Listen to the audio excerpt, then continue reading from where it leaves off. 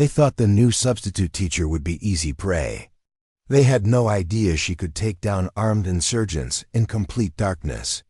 What happened next would become legendary at Roosevelt High School, and nobody saw it coming.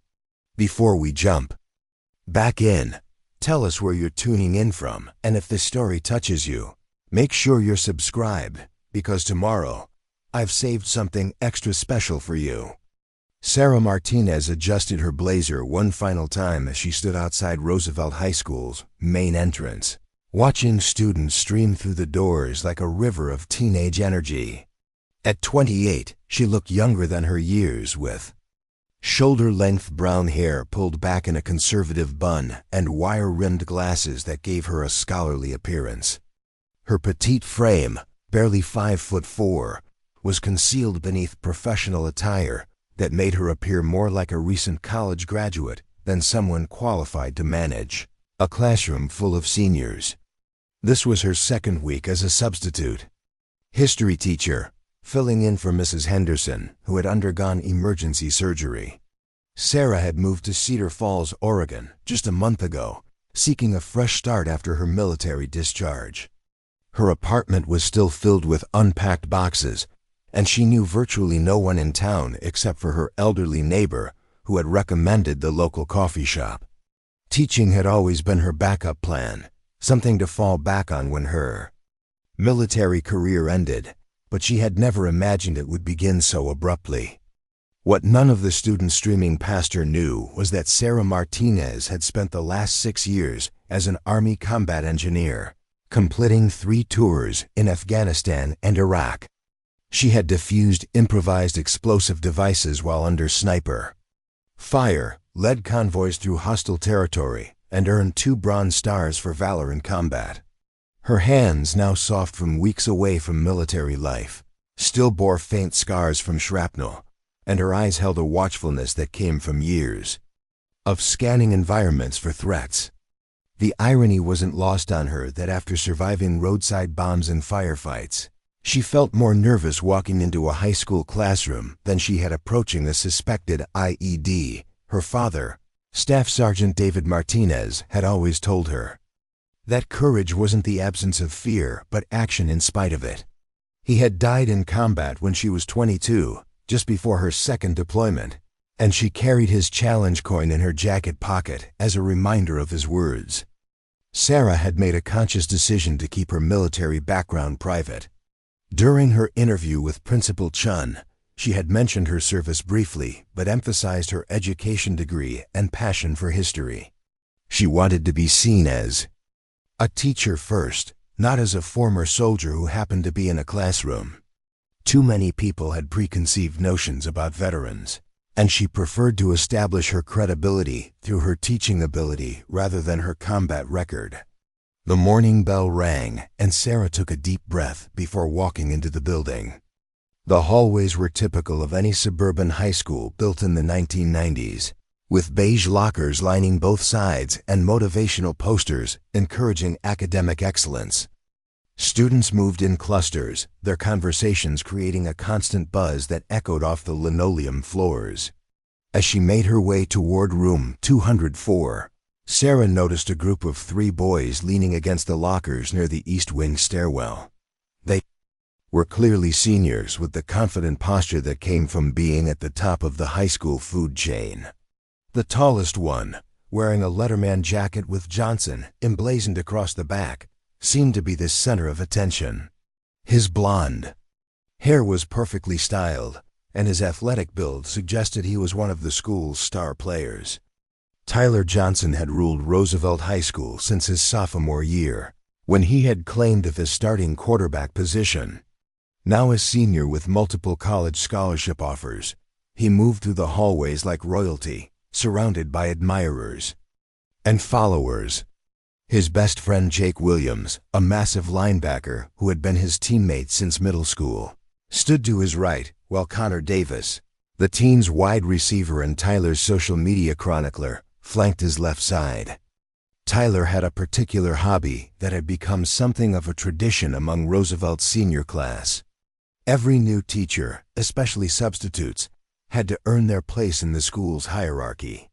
It was an unofficial hazing ritual that Tyler had perfected over the years, designed to test whether newcomers would command respect or become easy targets for the remainder of their tenure. Sarah was unaware of this tradition as she approached her classroom, focused on reviewing her lesson plans for the day. She had spent hours the previous evening preparing an engaging presentation about World War II, hoping to capture her students' interest with stories that felt relevant to their lives. Her military experience had given her a unique perspective on historical conflicts, though she planned to share those insights carefully. Tyler's attention was drawn to the small woman, walking purposefully down the hallway, her arms full of books and papers. He had heard about the new substitute teacher, but hadn't seen her yet. She looked even younger and more vulnerable than he had expected, like someone who probably still got carded at restaurants. Her professional demeanor and serious expression suggested she was the type who took herself very seriously, which made her an even more appealing target. Jake nudged Tyler's arm and nodded toward Sarah.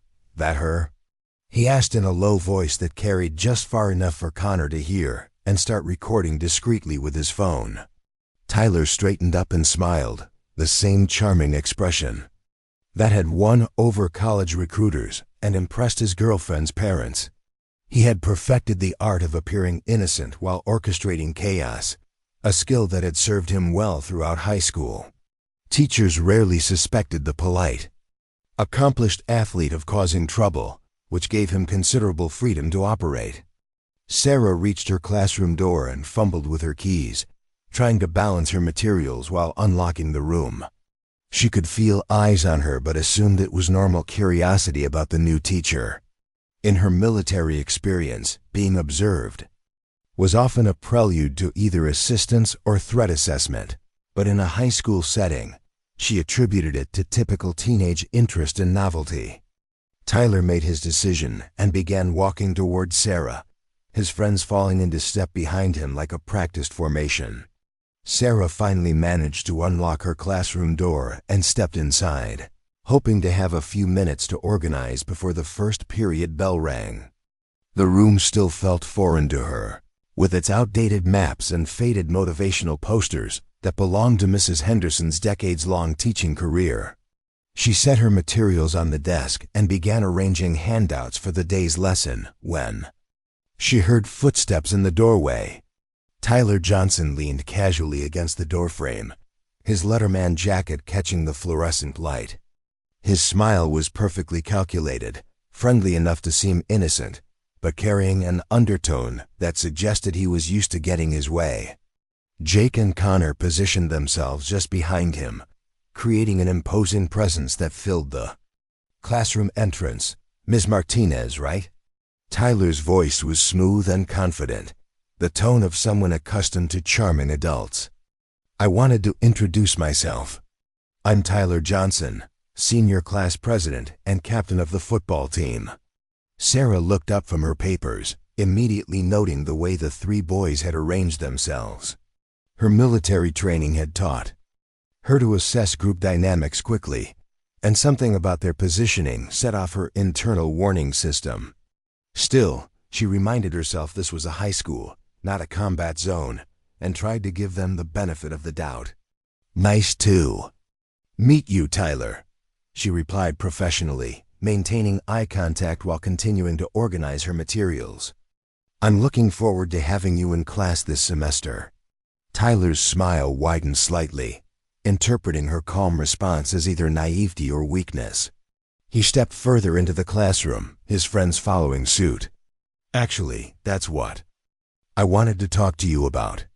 See, Mrs. Henderson had this great system where she really understood how things work around here. She knew which students were leaders and which ones needed more guidance." The implication was clear, though wrapped in diplomatic language. Sarah recognized the approach from her military experience, dealing with local power brokers overseas. It was a classic dominance play, disguised as helpful orientation. She set down her papers and gave Tyler her full attention, her expression remaining neutral. "I appreciate you taking the time to stop by," Sarah said carefully. I'm sure Mrs. Preparing and narrating this story took us a lot of time, so if you are enjoying it, subscribe to our channel. It means a lot to us. Now back to the story. Henderson was an excellent teacher. I planned to focus on helping all students succeed in learning the material. Jake shifted his weight behind Tyler, his bulk making the already small classroom feel even more cramped. Connor had his phone out, ostensibly checking messages but clearly ready to document whatever happened next. Tyler's expression flickered for just a moment, a hint of annoyance crossing his features before the charming mask returned. Of course, that's what we all want, Tyler continued, his tone becoming slightly more patronizing. But you have to understand, some of us have responsibilities beyond just this class. Football practice, college recruitment, leadership obligations. Mrs. Henderson got that. She was flexible with deadlines and understood when we had conflicts. Sarah felt a familiar tension building in her shoulders, the same feeling she used to get when dealing with corrupt officials who expected special treatment in exchange for cooperation. She had learned to navigate these situations diplomatically while maintaining her principles, but she could already tell Tyler was going to be a challenge. I understand that students have multiple commitments, Sarah replied evenly. The syllabus will outline clear expectations and deadlines for everyone. If there are legitimate conflicts, we can discuss them individually through proper channels. Tyler's facade began to crack slightly. He wasn't used to adults who didn't immediately defer to his status and charm. Most teachers at Roosevelt, especially substitutes, quickly learned to accommodate his demands rather than deal with the complications he could create. His father was a prominent businessman in town, and Tyler had inherited both his influence and his sense of entitlement. Proper channels, Tyler repeated, his voice taking on a mocking tone. That sounds pretty formal for a substitute teacher. You know this is just a temporary position, right? Mrs. Henderson will be back in a few months, and then you'll be moving on to wherever substitutes go next. The comment was designed to undermine Sarah's authority and remind her of her tenuous position. In Tyler's experience, substitute teachers were desperate to avoid trouble and would agree to almost anything to maintain classroom order. He had refined this strategy over years of testing new faculty members, and it rarely failed. Sarah felt. Her jaw tightened slightly, but her expression remained composed. She had dealt with far more intimidating adversaries than an entitled teenager, regardless of his local status. My position here is to ensure students receive quality education in Mrs. Henderson's absence. That's exactly what I intend to do. Connor looked up from his phone, sensing the growing tension. He had been recording audio discreetly, planning to create content for social media later.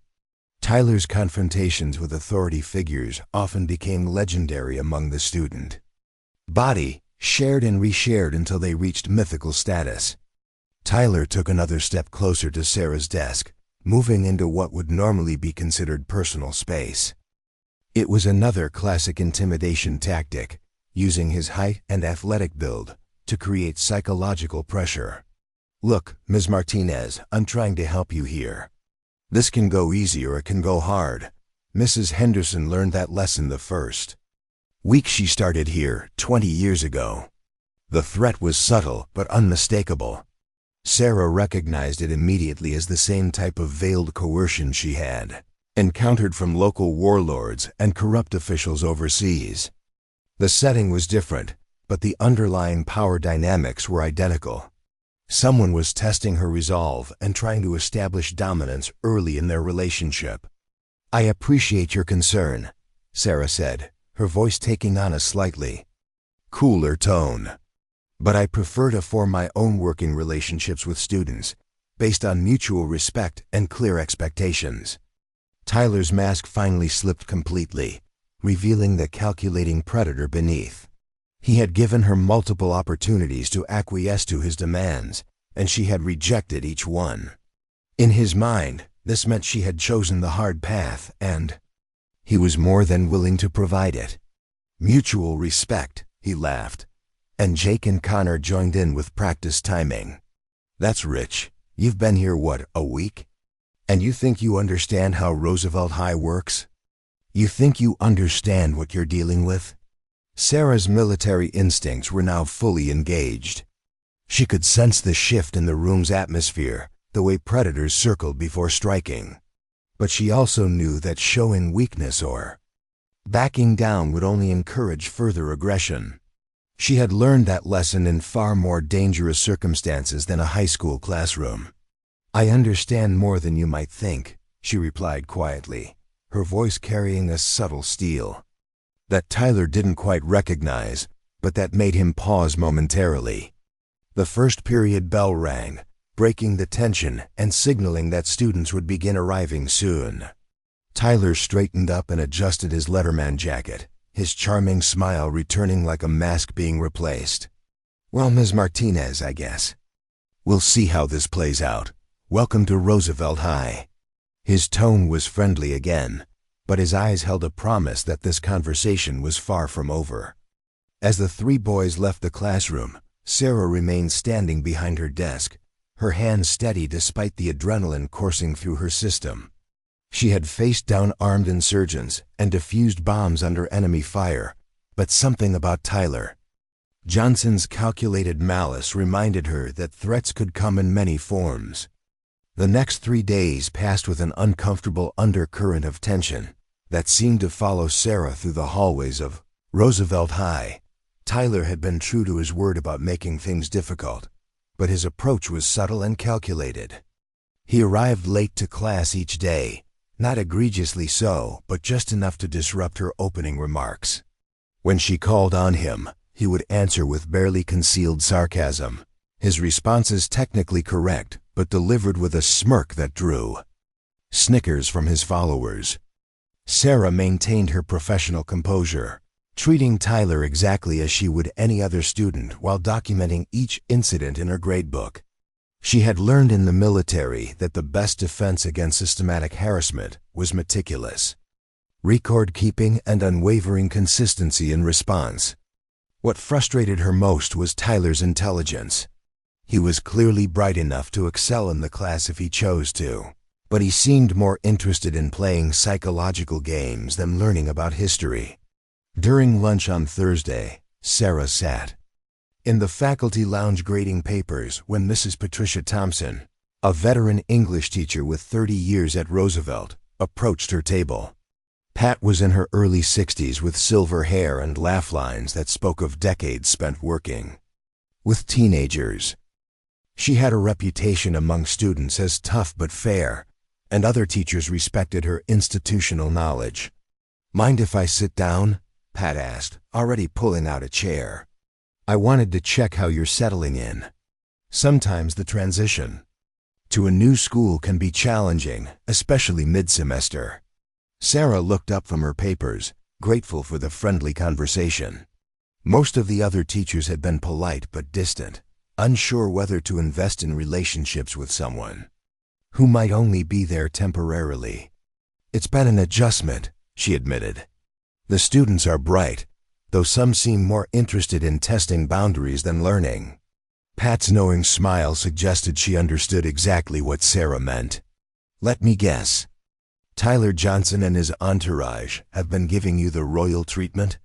When Sarah's expression confirmed her suspicion, Pat continued, "That boy has been running the same playbook since he was a freshman. Charming when it suits him, ruthless when it doesn't. Most substitutes either capitulate immediately or end up requesting transfers. What did Mrs. Henderson do?" Sarah asked, genuinely curious about her predecessor's approach. Pat's expression grew complicated. Helen learned to work within the system Tyler created. It wasn't ideal, but she figured it was easier than fighting a battle she might not win. Tyler's father has significant influence on the school board, and Helen was close to retirement. She didn't want to spend her final years in conflict. Sarah felt a familiar anger building in her chest, the same feeling she used to get when witnessing injustice overseas. The idea that a teenager, regardless of his connections, could hold an entire educational system hostage was infuriating. So he just gets to intimidate teachers with impunity? I'm not saying it's right, Pat said quickly. But you have to understand the politics here. Tyler brings in donations for the athletic department. His grades are good enough to avoid academic scrutiny, and he's smart enough to never cross lines that would result in serious consequences. He's mastered the art of being problematic without being punishable. Their conversation was interrupted by the sound of raised voices from the hallway. Through the lounge window, Sarah could see a crowd of students gathering near the main corridor. Their excited chatter suggesting something significant was happening. Pat sighed and stood up, her experienced eye recognizing the signs of brewing trouble. We should probably check that out, Pat said, and Sarah followed her into the hallway. The crowd was centered around Tyler and his friends, who had cornered a younger student near the trophy case. The kid looked like a freshman, small and nervous with thick glasses and a backpack that seemed too large for his frame. Tyler was speaking in a voice just loud enough for the gathering crowd to hear, but not so loud that it would immediately attract administrative attention.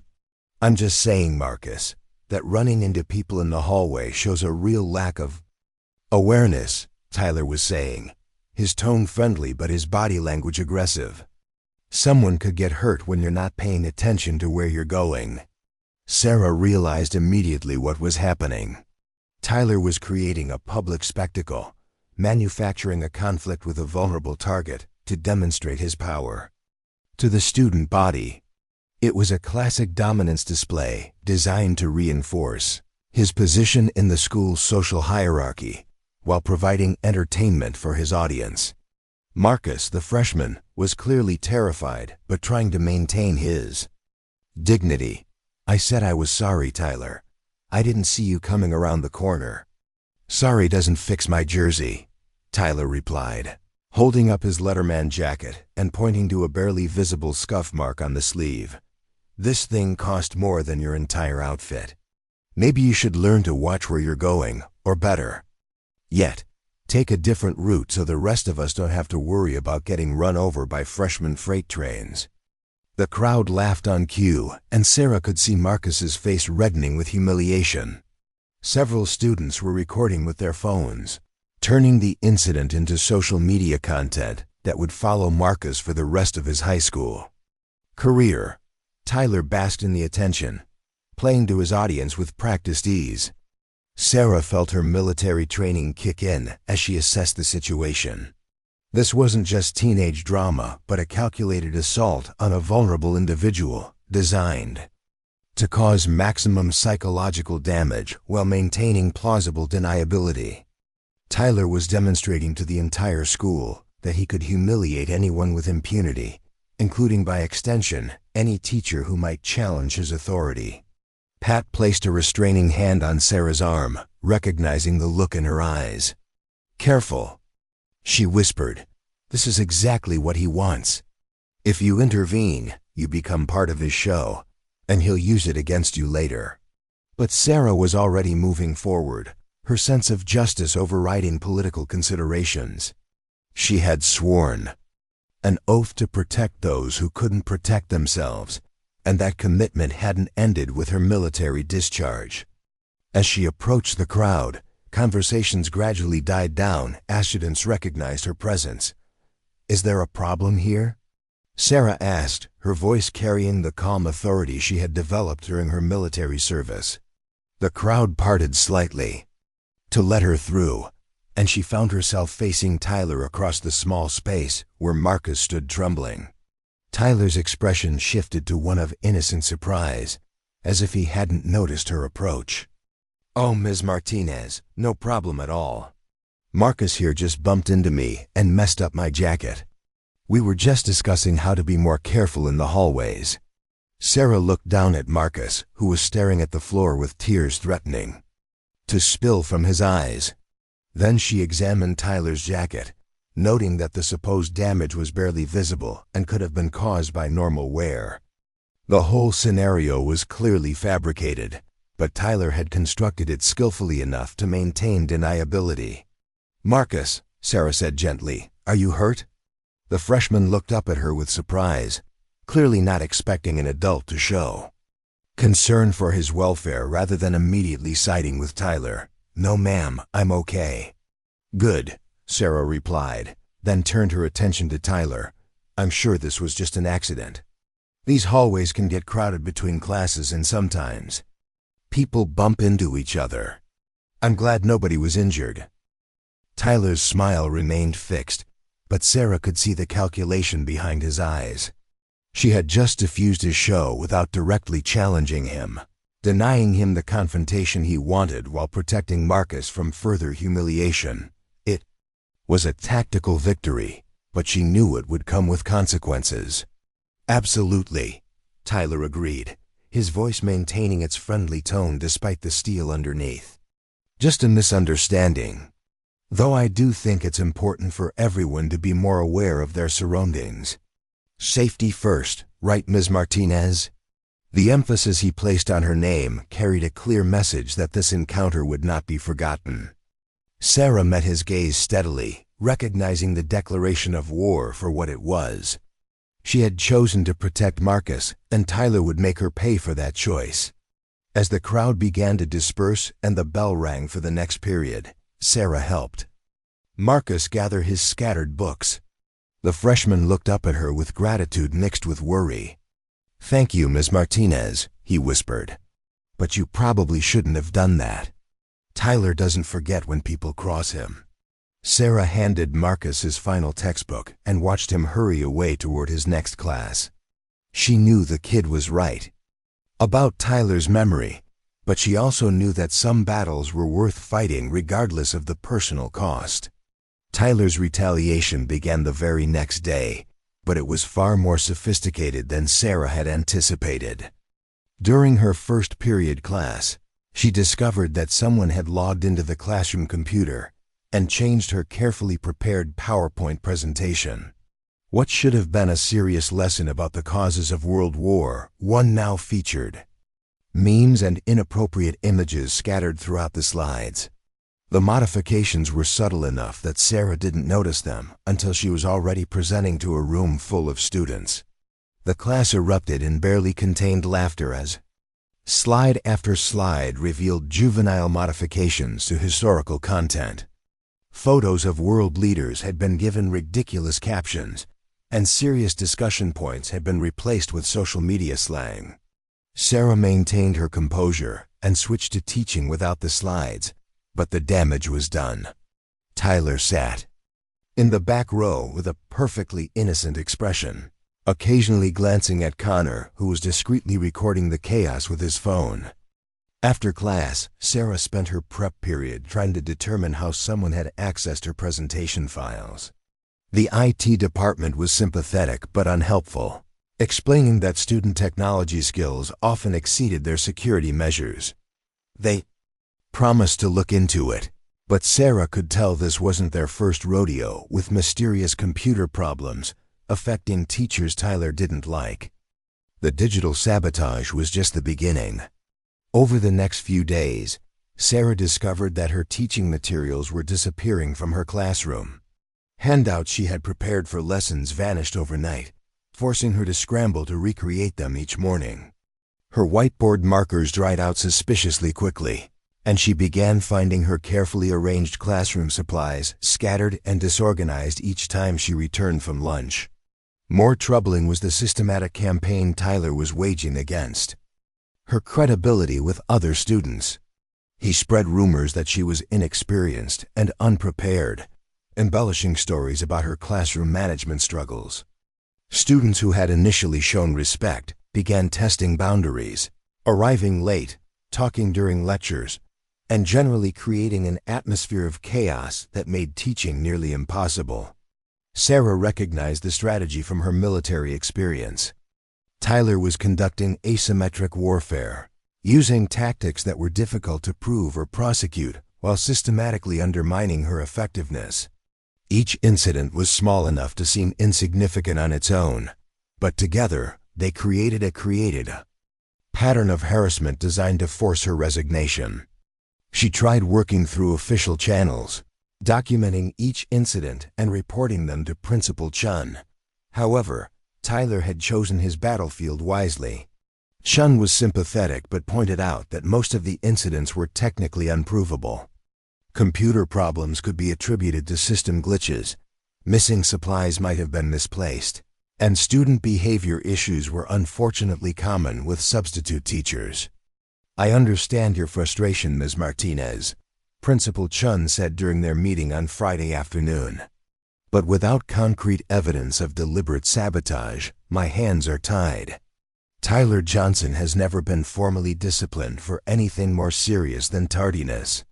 His academic record is exemplary, and his family has been very supportive of our programs. Sarah left the meeting feeling isolated and frustrated. She had faced enemy combatants with more honor than Tyler Johnson. At least insurgents attacked directly rather than hiding behind plausible deniability and bureaucratic protection. The cowardice of Tyler's approach disgusted her more than outright aggression would have. Weekend provided temporary respite, but Sarah spent her Saturday and Sunday planning defensive strategies for the coming week. She backed up all her digital files, secured her classroom supplies in locked cabinets, and prepared backup lessons for every day. She also researched Tyler's background more thoroughly. Learning about his father's business interests and political connections had explained his apparent immunity from consequences. Monday morning brought a new escalation. Sarah arrived at school to find her classroom completely rearranged. Desks had been pushed into random configurations, her bulletin boards had been stripped bare, and someone had written "substitute" across her whiteboard in permanent marker. The custodial staff claimed they had locked the building properly and had no explanation for how someone had gained access over the weekend. As Sarah worked to restore order before first period, Tyler arrived early with Jake and Connor in tow. They made a show of helping her move furniture, their assistance accompanied by subtle commentary about how difficult it must be to manage a classroom when students didn't respect their teacher's authority. "This is really unfortunate, Ms. Martinez," Tyler said as he helped right an overturned desk. "It looks like someone really doesn't want you here. I hope this doesn't discourage you from staying at Roosevelt. It would be such a shame if another substitute couldn't handle the pressure." The implied threat was clear, but delivered with such apparent concern that Sarah couldn't respond without seeming paranoid or ungrateful for his help. She recognized the psychological manipulation at work and felt her military training pushing her toward more direct action. In combat zones, threats were dealt with swiftly and decisively. The civilian world's emphasis on documentation and procedure felt inadequate against Tyler's sophisticated campaign. During lunch, Sarah sat alone in her classroom rather than facing the faculty lounge, where she would have to explain her latest troubles to colleagues who were beginning to view her as a problematic addition to their workplace. She was grading papers when she heard voices in the hallway outside her door. "She's not going to last another week," Jake's voice carried clearly through the thin walls. "My cousin works at the district office, and they're already talking about finding a replacement." "Good," Tyler replied. She brought this on herself when she decided to play hero with that freshman. Should have minded her own business like Mrs. Henderson learned to do. "What's the plan for this afternoon?" Connor asked, his excitement obvious even through the wall. Tyler's laugh was cold and calculating. "Oh, I've got something special planned. She wants to act tough. Let's see how tough she really is when there's nobody around to witness it. Time to have a private conversation about respect and knowing. Your place." Sarah felt ice forming in her stomach as she recognized the tone in Tyler's voice. She had heard that same inflection from insurgent commanders planning attacks, the mixture of anticipation and cruelty that preceded violence. Her hand instinctively moved to her jacket pocket where her father's challenge coin rested, a habit she had developed whenever she sensed danger approaching. The afternoon crawled by with agonizing slowness as Sarah waited for Tyler's promised escalation. During her final class of the day, she noticed unusual activity in the hallway. Students who normally left immediately after the bell were lingering near the lockers, and she caught glimpses of Connor positioning himself with his phone ready to record. Tyler himself was absent from the hallway traffic, which concerned her more than his presence would have. When the final bell rang and students began filing out, Sarah noticed that Tyler, Jake, and Connor were among the last to leave. They moved slowly, taking their time at their lockers, while other students dispersed toward the parking lot or waiting buses. Sarah began packing her materials with deliberate efficiency, her military instincts warning her that the trap was being set. The hallway grew progressively quieter as teachers and students departed for the weekend. Sarah could hear doors closing and car engines starting in the parking lot as Roosevelt High School settled into its after-hours emptiness. She finished organizing her desk and gathered her materials, knowing that delaying her departure would only give Tyler more time to position his ambush. As she stepped into the hallway with her bag slung over her shoulder, Sarah immediately noticed how isolated this section of the building had become. The East Wing was always the last to empty since it housed mostly upperclassmen classes, and by now most of the faculty had headed home for the weekend. Her footsteps echoed off the linoleum floors as she walked toward the main exit, passing empty classrooms and darkened offices. She was halfway down the main corridor when Tyler appeared. Around the corner ahead of her, flanked by Jake and Connor. Their positioning was deliberate, blocking her direct path to the exit while leaving themselves multiple escape routes. Sarah recognized the tactical setup immediately and felt her muscles tensing in preparation for confrontation. "Miss Martinez," Tyler called out, his voice echoing in the empty hallway. "Perfect timing. We've been wanting to have that private conversation about how things work around here." Sarah stopped walking and assessed the situation with the same methodical approach she had used when encountering potential threats overseas. 3 opponents, athletic and aggressive, positioned to cut off her retreat. No witnesses, no immediate help available, and clear intent to escalate beyond verbal harassment. Her father's challenge coin felt warm against her palm as she reached into her pocket, drawing strength from the memory of his guidance about facing overwhelming odds. "I think we've said everything that needs to be said," Sarah replied calmly, her voice carrying none of the fear Tyler expected to hear. "If you'll excuse me, I need to get home." Tyler's smile was predatory as he took a step closer, his confidence boosted by the isolation and numerical advantage. "See, that's where you're wrong. We haven't even started the real conversation yet." Tyler stepped closer, his athletic frame casting a shadow across the polished floor as the afternoon light filtered through the high windows. His confidence radiated from every movement, the swagger of someone who had never truly faced consequences for his actions. Jake positioned himself to Sarah's left while Connor moved to her right, their formation designed to eliminate any possibility of escape. The empty hallway stretched in both directions, offering no hope of intervention or assistance. "Here's what's going to happen, Miss Martinez," Tyler began, his voice dropping to a menacing whisper that echoed off the metal lockers. "You're going to request a transfer at the end of this week. You're going to tell Principal Chun that Roosevelt High just isn't the right fit for you.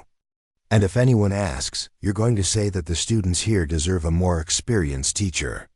Sarah maintained her calm exterior while her mind automatically shifted into combat assessment mode. Tyler's positioning suggested he intended to use intimidation rather than immediate violence, but his body language indicated he was prepared to escalate if necessary.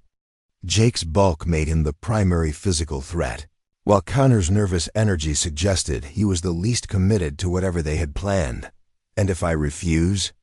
Sarah asked quietly, her hand still resting in her jacket pocket where her father's challenge coin provided both comfort and resolve. Tyler's smile became genuinely cruel. "Then we make sure you understand exactly how unwelcome you are here.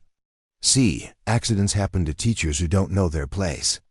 Computer files get corrupted, car tires go flat, personal property gets damaged.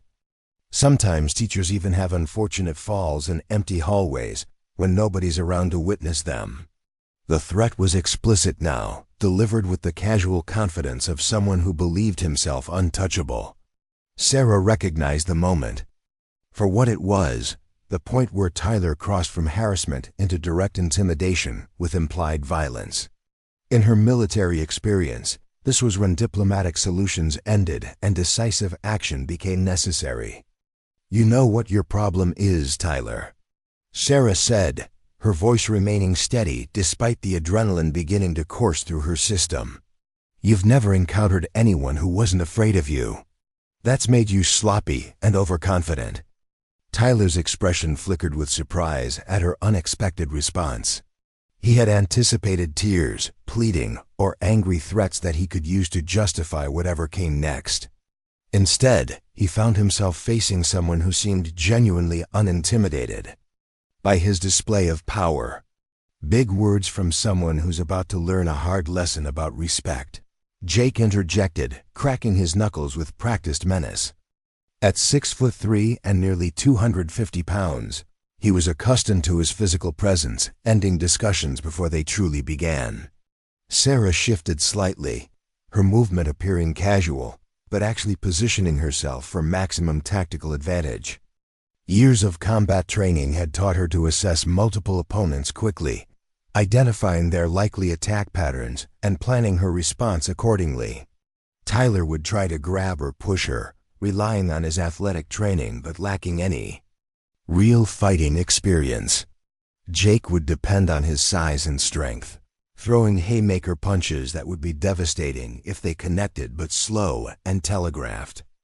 Connor would likely hang back and record unless the situation went badly for his friends. "Last chance, Ms. Martinez," Tyler said, taking another step forward and reaching out as if to grab her arm. "Walk away quietly, or we'll make sure you leave on a stretcher." As Tyler's hand moved toward her, Sarah made her decision.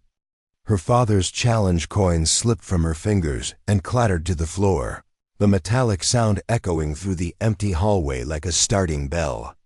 Tyler's eyes automatically followed the falling coin, a moment of distraction that Sarah exploited with deadly efficiency. Her military training exploded into action with surgical precision. Sarah grabbed Tyler's extended wrist and twisted it into a control hold that sent sharp pain shooting up his arm. Before he could react, she stepped behind him and applied pressure that forced him to his knees, his shoulder joint stressed to the breaking point. The entire movement took less than 2 seconds and left Tyler completely helpless. Jake roared with anger and charged forward, his massive fists swinging in wide arcs designed to overwhelm through brute force. Sarah released Tyler and slipped under Jake's guard, her compact frame allowing her to move inside his reach where his size became a disadvantage. She drove her elbow into his solar plexus with precise force, doubling him over as his breath exploded from his lungs in a painful wheeze. As Jake stumbled backward, gasping for air, Sarah grabbed his shirt and used his own momentum to send him crashing into the row of lockers. The impact resonated through the hallway like thunder, and Jake slumped to the floor, dazed and struggling to comprehend how someone half his size had so easily neutralized him. Connor stood frozen in shock, his phone hanging forgotten in his trembling hand as he watched his supposedly invincible friends reduced to helpless victims in a matter of seconds. His mouth moved soundlessly as he tried to process what he had just witnessed, his teenage mind unable to reconcile the mild-mannered substitute teacher with the precise fighting machine she had just revealed herself to be. Tyler was still on his knees, clutching his twisted shoulder and staring up at Sarah with a mixture of pain and terror. The casual cruelty that had defined his expression moments earlier was gone, replaced by the dawning realization that he had severely miscalculated his target. For the first time in his privileged life, Tyler Johnson found himself completely powerless and at someone else's mercy. Sarah stood over him, her breathing still calm and controlled despite the explosive violence she had just unleashed. Her professional demeanor remained intact, but her eyes now held a coldness that made Tyler understand he was looking at someone capable of far more than he had imagined. This wasn't a frightened substitute teacher anymore. This was a soldier who had survived multiple combat deployments and knew exactly how to end threats permanently. "Let me tell you something about respect, Tyler," Sarah said, her voice carrying the quiet authority of someone accustomed to life-and-death command decisions. "Real respect isn't taken through fear and intimidation. It's earned through strength, integrity, and protecting those who can't protect themselves." She reached down and picked up her father's challenge coin, the bronze medallion catching the afternoon light as she held it up for Tyler to see. "This belonged to my father, Staff Sergeant David Martinez. He taught me that courage means standing up to bullies, regardless of their size or influence. He died serving his country, and I spent 6 years as an Army combat engineer, defusing bombs and leading convoys through hostile territory." Tyler's face went pale as the implications sank in. He had targeted someone with extensive military training, someone who had faced actual enemies in actual combat situations. His high school power games and social manipulation tactics meant nothing to someone who had survived roadside bombs and firefights with armed insurgents. "You have 2 choices," Sarah continued, her tone becoming businesslike and final. "Option 1, you stop this campaign of harassment immediately. You leave me alone, you leave other students alone, and you learn to use your influence for something positive instead of destructive. Option 2, I document everything you've done, present it to the school board along with recordings of your threats, and let your college recruiters know exactly what kind of person they're considering for their programs." Jake was slowly pulling himself upright against the lockers, his face flushed with embarrassment and residual pain. Connor remained motionless, still processing the complete reversal of power dynamics he had just witnessed. Neither of them seemed capable of speech, their entire worldview having been shattered in the span of 30 seconds. "But more importantly," Sarah added, her voice taking on a harder edge, "if I ever see you bullying another student, if I ever hear about you threatening a teacher, or if you even think about retaliating against me or anyone else, you'll discover that what just happened was me being gentle. In the military, we call this a demonstration of force. Next time won't be a demonstration." She stepped back and allowed Tyler to struggle to his feet, his movements awkward and pained as he favored his injured shoulder. The teenager who had swaggered into the hallway full of malicious confidence was gone, replaced by someone who finally understood what it felt like to be completely outmatched and vulnerable. "Do we have an understanding?" Sarah asked, though her tone made it clear this wasn't really a question. Tyler nodded rapidly, his voice catching as he tried to speak. "Yes, ma'am, we understand. It won't happen again." Sarah looked at each of them in turn, ensuring they all comprehended the new reality. "Good. Now I suggest you 3 head home and think carefully about the choices you've been making. And Tyler, get some ice on that shoulder. Consider it a reminder of what happens when you mistake kindness for weakness." As the 3 boys limped away down the hallway, their earlier swagger replaced by nervous glances over their shoulders, Sarah bent down to retrieve her fallen materials. Her hands were steady as she organized her papers, showing no trace of the adrenaline that had fueled her actions moments before. The following Monday brought a transformed atmosphere to Roosevelt High School. Word of the hallway encounter had spread through the student body over the weekend, though the details grew more elaborate with each retelling. Tyler, Jake, and Connor had initially tried to control the narrative, but too many students had noticed Tyler's bruised shoulder and the trio's obvious nervousness around their former target. Sarah arrived at school to find students treating her with a new kind of respect, not the fearful deference Tyler had demanded, but genuine regard for someone who had proven herself willing to stand up to injustice. Marcus, the freshman Tyler, had humiliated, approached her before first period with a shy smile and a simple, "Thank you." That meant more to Sarah than any official recognition could have. Principal Chun requested a meeting that afternoon, and Sarah prepared herself for potential disciplinary action. Instead, she found herself facing an administrator who seemed more relieved than concerned. Chun had apparently spent his weekend fielding calls from parents whose children had finally felt safe enough to report Tyler's previous harassment campaigns. The pattern of systematic bullying that had been hidden behind Tyler's family connections was finally coming to light. Tyler himself underwent the most dramatic transformation.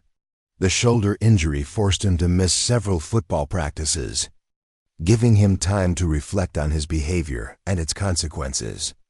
When he returned to Sarah's classroom the following week, he was a different person, quieter, more respectful, and seemingly genuine in his efforts to be a better student and teammate.